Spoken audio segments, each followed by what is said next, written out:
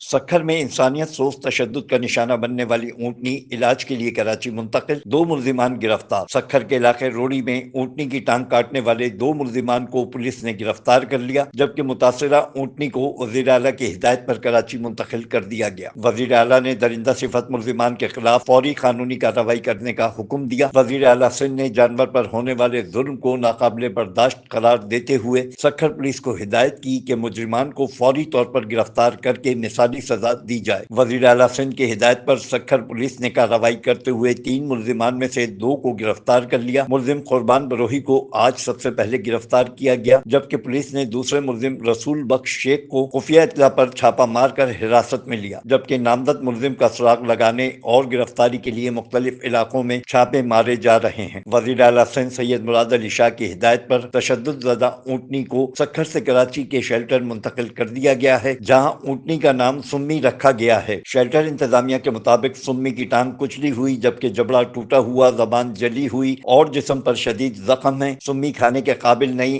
IV flows لگائی جا رہی ہیں۔ اونٹ کے مالک محمد امین نے جانور کو بچانے کے لیے فوری تعاون اور کوششوں پر سندھ حکومت، وزیر اعلیٰ سید مراد علی شاہ اور چیئرمین کمیل شاہ کا شکریہ ادا کیا۔ Afzal Khan, C110 news, Karachi. C110 news, خبر کی اصل خبر۔